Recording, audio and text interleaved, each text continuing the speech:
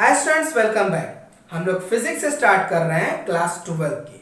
तो आज हम लोग फर्स्ट चैप्टर पढ़ेंगे, जो कि चैप्टर का नेम है electric charge and field, NCERT के अकॉर्डिंग। और ये जो चैप्टर है बच्चों, वो इलेक्ट्रोस्टैटिक्स के अंदर आता है। अब इलेक्ट्रोस्टैटिक्स क्या होता है? The branch of physics which deals with statics electricity. अब स्टैटिक इलेक्ट्रिसिटी क्या होता है? जिसमें हम लोग चार्ज जो है वो रेस्ट होता है, ठीक है। मतलब चार्ज अगर रेस्ट में है, हम लोग वैसे को स्टडी करते हैं, उसी को बोलते हैं इलेक्ट्रोस्टैटिक्स। अब सिंपल बोल सकते हैं कि चार्ज एट रेस्ट।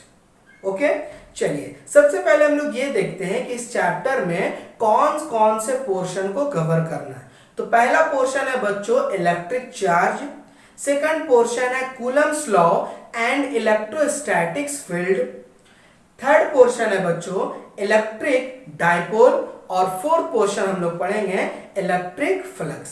और इसके अंदर बहुत सारे टर्म्स हैं, तो सारे टर्म्स को हम लोग डीपली स्टडी करेंगे। ओके, तो बच्चों जो सबसे पहला आता है पोर्शन, वो है इलेक्ट्रिक चार्ज। तो इलेक्ट्रिक चार्ज आप जानते ही हैं कि चार्ज जो होता है वो एक स्केलर क्वांटिटी होता है, क्लियर है ना। और इसका अगर हम लोग एसआई यूनिट बात करें, तो इसका एसआई यूनिट क्या होता है बच्चों? कूलम होता है, जिसको हम लोग सी से रिप्रेजेंट करते हैं, क्लियर है ना। अब ये दो तरह का चार्ज होता है, एक होता है पॉजिटिव चार्ज और दूसरा क्या होता है? Negative charge. पॉजिटिव चार्ज आपका जब इलेक्ट्रॉन लूज करता है तब पॉजिटिव चार्ज डेवलप होता है, और जब इलेक्ट्रॉन गेन करता है तो उस वक्त क्या होता है बच्चों? नेगेटिव चार्ज डेवलप होता है, क्लियर है ना। और भी आप जानते हैं कि अगर दो सिमिलर चार्ज है तो वो क्या करता है? रिपेल करता है, चाहे वो दो प्लस हो चाहे दो माइनस हो, वो क्या करेगा? रिपेल करेगा। लेकिन दो अगर अनलाइक चार्ज हो, यानी कि एक पॉजिटिव हो और दूसरा नेगेटिव हो, तो ये क्या करता है बच्चों? अट्रैक्ट करता है, क्लियर है ना। ये सब तो चीज आप जानते ही होंगे। तो अब हम लोग बात करते हैं, जो नेक्स्ट पॉइंट हमारा मिलेगा वो है कंडक्टर एंड इंसुलेटर। इंसुलेटर, अब बच्चों कंडक्टर क्या होता है? सिंपल सा है, वैसा सब्सटेंस जिसमें इलेक्ट्रिसिटी फ्लो करता है, ठीक है। अब इलेक्ट्रिसिटी फ्लो क्यों करता है? Due to flow of charge. तो आप बोल सकते हैं ऐसा सब्सटेंस जिसमें चार्ज फ्लो करता है, उसको हम लोग क्या बोलते हैं? कंडक्टर। एग्जांपल के तौर पे एल्युमिनियम हो गया, कॉपर हो गया, आयरन हो गया, ये सब क्या हो गया? कंडक्टर के अंदर आता है। उसी तरह अगर हम लोग इंसुलेटर का बात करें, तो इंसुलेटर क्या होता है?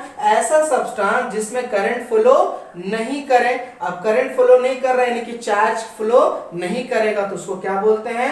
Insulator. For an example glass हो गया, रबर हो गया, प्लास्टिक हो गया, वुड हो गया, ये सब किसके अंदर आता है? इंसुलेटर के अंदर। एक वर्ड और बात याद रखिएगा बच्चों, इंसुलेटर को ही हम लोग बोलते हैं डाइलेक्ट्रिक्स, ठीक है ना।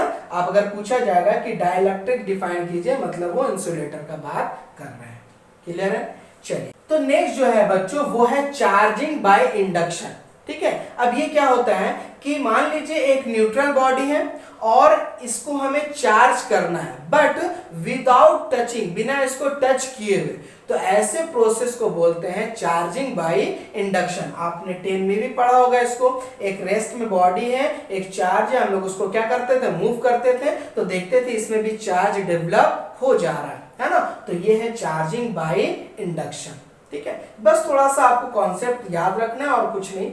इसके बाद हम लोग कुछ प्रॉपर्टीज पढ़ेंगे बच्चों, कुछ प्रॉपर्टीज पढ़ेंगे इलेक्ट्रिक चार्ज के बारे में। पहला जो प्रॉपर्टीज आएगा ना, वो क्या चीज है आपका? कि जो इलेक्ट्रिक चार्ज होता है वो एडिटिव इन नेचर होता है। यानी कि आप बोल सकते हैं कि कोई Q1 एक चार्ज है, दूसरा Q2 एक चार्ज है, कोई Q3 एक चार्ज है, कोई Q4 एक चार्ज है, ठीक है। तो हम लोग इसको ऐड कर सकते हैं, किस तरह से? Q1 plus Q2 plus Q3 plus Q4, इसी तरह हम लोग क्या कर सकते हैं? इसको ऐड कर सकते हैं, क्लियर है, समझ गए। सेकंड आप बोलेंगे कि कंजर्वेशन ऑफ चार्ज। तो कंजर्वेशन ऑफ चार्ज क्या होता है? कि चार्ज को ना ही हम लोग क्रिएट कर सकते हैं, चार्ज को ना ही हम लोग डिस्ट्रॉय कर सकते हैं। बस बोल सकते हैं कि एक फॉर्म से दूसरे फॉर्म में कन्वर्ट कर सकते हैं, ठीक है ना। तो ये है कंजर्वेशन ऑफ चार्ज। उसके बाद जो थर्ड आप प्रॉपर्टीज आप देखेंगे वो है क्वांटाइजेशन ऑफ चार्ज। ये इंपॉर्टेंट है आपके लिए। क्वांटाइजेशन ऑफ चार्ज क्या होता है, ये होता है बच्चों Q is equal two plus minus NE। यहाँ पे जो n है बच्चों वो क्या है, नंबर ऑफ इलेक्ट्रॉन है, और E जो है वो क्या चीज है, चार्ज ऑफ इलेक्ट्रॉन है। अब इलेक्ट्रॉन का चार्ज कितना होता है बच्चों, 1.6 into 10 to the power minus 19 coulomb. Clear है ना। अब ये क्या कॉन्सेप्ट है ये थोड़ा समझ लीजिए। देखिए बच्चों, अगर मान लीजिए हमें बोलना है कि हमें किसी को चार्ज करना है, तो हम लोग क्या बोलेंगे, एक इलेक्ट्रॉन दे रहे हैं या दो इलेक्ट्रॉन दे रहे हैं या इलेक्ट्रॉन ले रहे हैं, बात समझ रहे हैं ना। तो 1 2 3 4 इस तरह से होता है, मतलब इंटीग्रल मल्टीपल में होता है। यानी कि ऐसा नहीं होता है कि 1.5 2.6 इस तरह से हम लोग नहीं बोलते हैं। क्या बोलेंगे, या तो बोलेंगे 1 इलेक्ट्रॉन पॉजिटिव में, या बोलेंगे माइनस में 1 इलेक्ट्रॉन, या 2 इलेक्ट्रॉन पॉजिटिव में या माइनस 2 इलेक्ट्रॉन, या 3 इलेक्ट्रॉन बोलेंगे माइनस 3 इलेक्ट्रॉन, इस तरह से हम लोग बोलते हैं। क्लियर है ना। पॉइंट में इस तरह से हम लोग बात नहीं करते, जैसे 1.5 2.5 3.5 4.5 इस तरह से हम लोग नहीं करते हैं। ठीक है, समझ गए बात। तो क्या होगा 1 2 3 4 इस तरह से हो सकता है। यानी कि यहाँ पे अगर n आप बात करें तो n बोल सकते हैं 1 2 3 एंड सो ऑन। क्लियर है, समझ गए। तो चलिए अब हम लोग इस पे क्या करते हैं, कुछ न्यूमेरिकल्स को सॉल्व करते हैं। तो चलिए क्वेश्चन ले लिए हैं। A polythene piece rubbed with wool is found to have a negative charge of 3 into 10 to the power minus 7 coulomb. Find the number of electrons transferred from wool to, बोल सकते हैं पॉलिथीन। क्लियर है। तो क्या दिया हुआ बच्चों question में, Q दिया हुआ है, आप कैपिटल में लिखे या स्मॉल में लिखे, ठीक है। तो क्या है, minus 3 into 10 to the power minus 7 coulomb दिया हुआ है। ओके, और आपको क्या निकालना है, नंबर ऑफ इलेक्ट्रॉन्स निकालना है, यानी कि आपको n निकालना है। और हम लोग जानते हैं चार्ज ऑफ जो इलेक्ट्रॉन होता है वो कितना होता है बच्चों, 1.6 into 10 to the power minus 19 coulomb. Electron है तो बोल सकते हैं minus 1.6 into 10 to the power minus 19 coulomb. Clear है। तो आपने जस्ट अभी फॉर्मूला देखा, Q इज इक्वल टू क्या होता है, Ne, है ना। आपको n निकालना है तो n इज इक्वल टू क्या हो जाएगा, Q by E। क्लियर है, बस पुट कर दीजिए वैल्यू को। देखिए n is equal to Q कितना दिया हुआ है, minus 3 into 10 to the power minus 7, और नीचे ये दिया हुआ है minus 1.6 into 10 to the power minus 19। Clear है।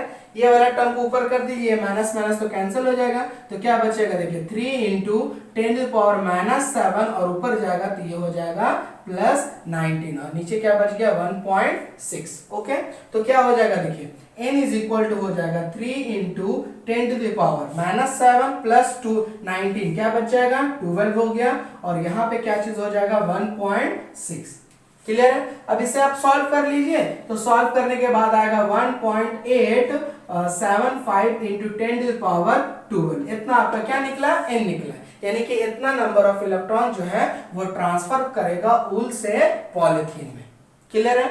तो इसी तरह आप क्वेश्चन को सॉल्व कर लीजिएगा, है ना, बहुत इजी है।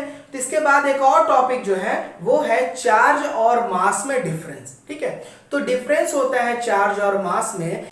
चार्ज जो होता है बच्चों वो नेगेटिव भी होता है, पॉजिटिव भी होता है और जीरो भी होता है, लेकिन मास जो है वो ऑलवेज पॉजिटिव होता है। क्लियर है। उसी तरह सेकंड जो है, electric charge is always conserve, है ना। इलेक्ट्रिक चार्ज हमेशा क्या होता है, कंजर्व होता है, लेकिन मास इज नॉट कंजर्व, है ना। मास कंजर्व नहीं होता है, इसको हम लोग चेंज कर सकते हैं एनर्जी में, और एनर्जी से हम लोग मास में कन्वर्ट कर सकते हैं, बोल सकते हैं वाइस वर्सा होता है ना।